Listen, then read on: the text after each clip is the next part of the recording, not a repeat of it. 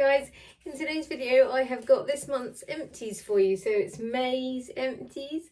I've got quite a good selection of sort of trusty things I use over and over again versus some things that I've used up that I tried or got in a Look Fantastic box or whatever. So I'm excited about this month. So this is what I've got to show you. It looks like some hair care and some skin care and a few makeups, pretty much same standard as always. So this is skincare. Empty it all out of the basket that I put it in so it looks nice.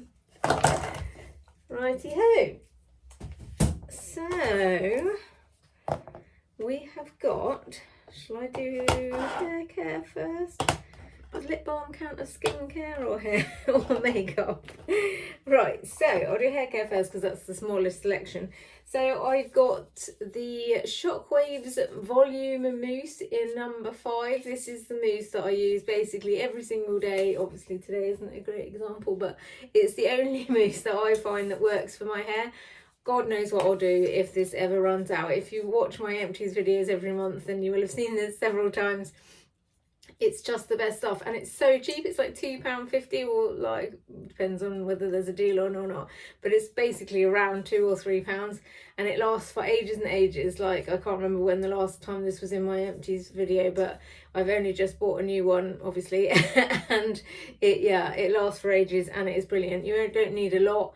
It leaves it just the right level of crispy, so it's like got a sort of coating, but like it's not super crispy, and you can like scrunch out the crispiness if it is crispy. It's just perfect. I love this mousse. And it's the green one in number 5 strength. Love, love, love. So that is the first hair care. Also, I've got the Aussie Hair Insurance detangling spray. They call it a leave-in conditioner, but it used to be called a detangling spray, so I've kind of always assumed that's what it is.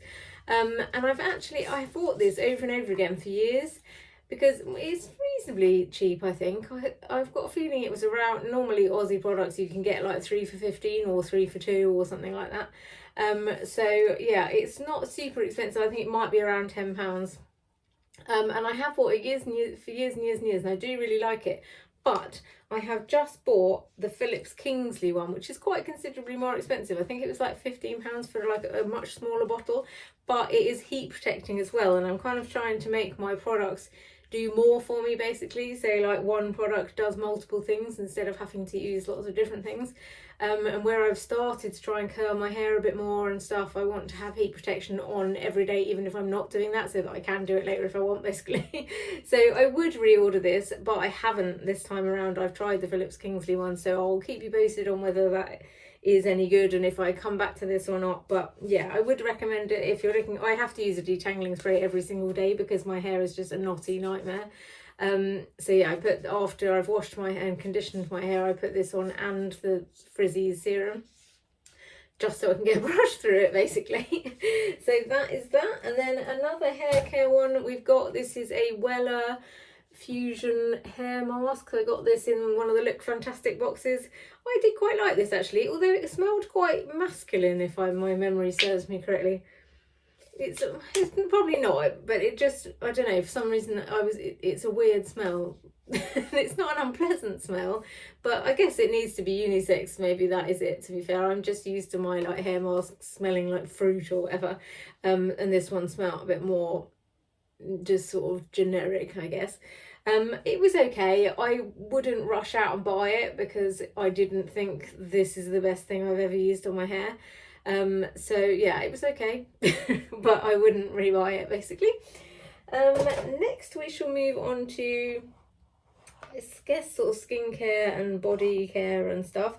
I've got my trusty Dove soap that is in literally every single one of these. I use this every day to wash my body and my private areas, my intimate areas, because it's not soap and it doesn't irritate. Basically, all women and I guess men should be using anything like a product like this that is soap free in their intimate areas so it doesn't cause irritation. And I've been literally using this my whole life, and I wash my whole body for it. With it I tend to only really use shower gel as a sort of like treat rather than a day to day, so I use this every day.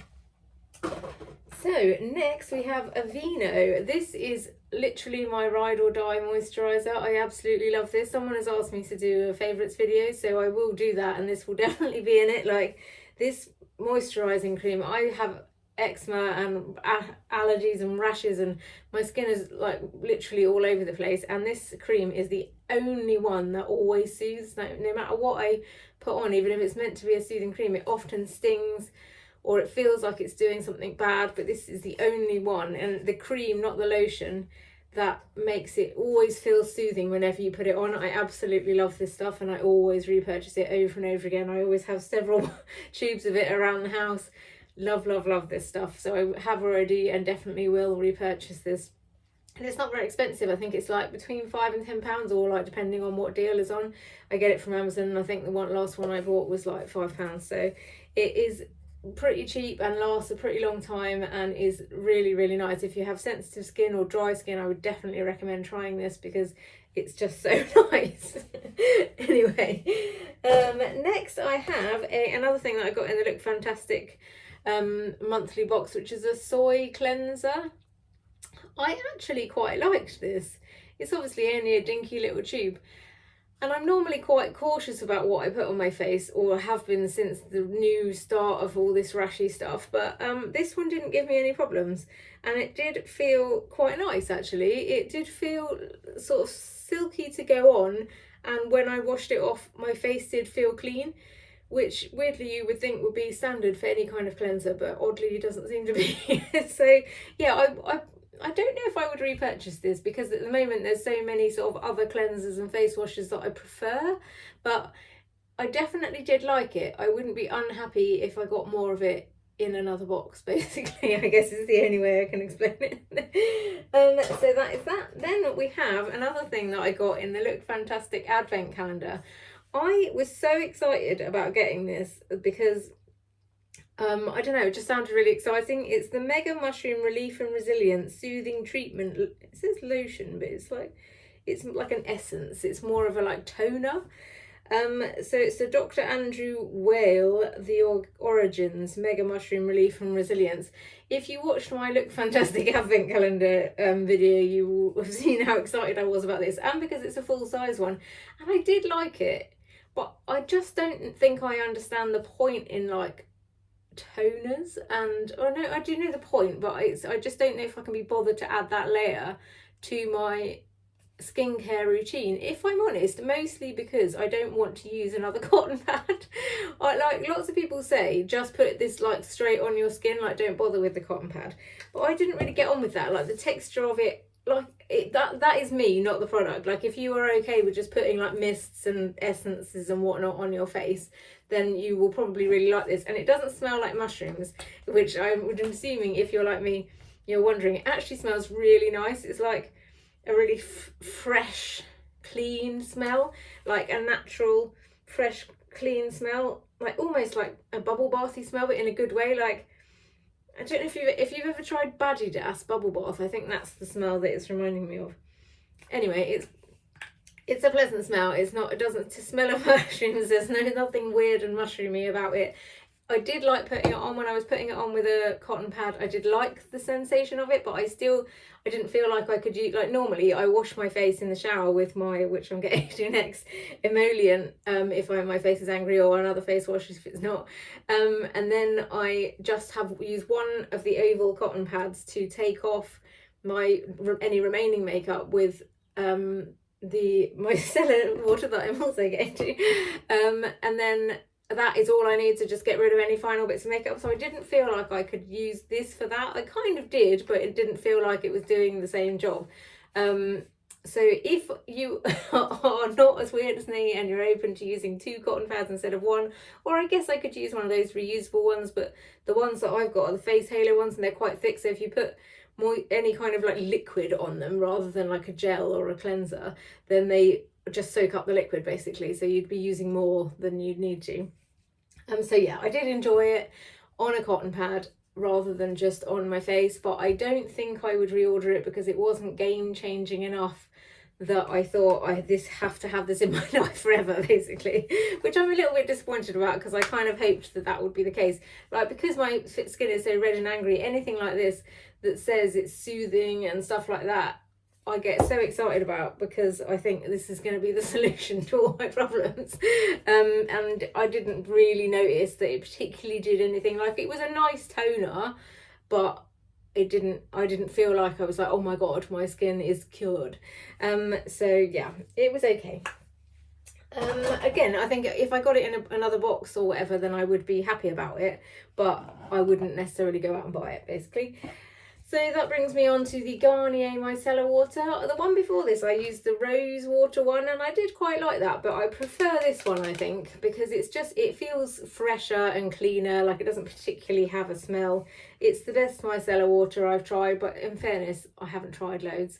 This is the first one I bought, and I've been basically using it ever since. I use this every day, like I say, on a cotton pad to just get the remaining bits of makeup off. And actually, I've just recently in the evening switched to using like one of the Aveeno face washes, because to try and sort out the angriness of my skin, and it just does not remove eye makeup, basically. So it's fine washing my face with it, but then I end up with these big panda eyes. And just one of those oval cotton pads and some of this on managed to remove that whole panda eye situation last night, and I was really impressed by I've never really used it to fully take off my whole makeup, and I was impressed by how well that worked. So if you're looking for a gentle eye makeup remover that isn't oily or whatever, then I would definitely recommend this, or just a makeup remover. Like, you can just use this on cotton pads as your makeup remover, but again, I try not to use too many cotton pads. So that is that. Next we have my emollient that I use to wash my face basically every day. This is the Zeroderm Ointment. It's a 3-in-1 emollient, bath additive and soap substitute for dry skin conditions.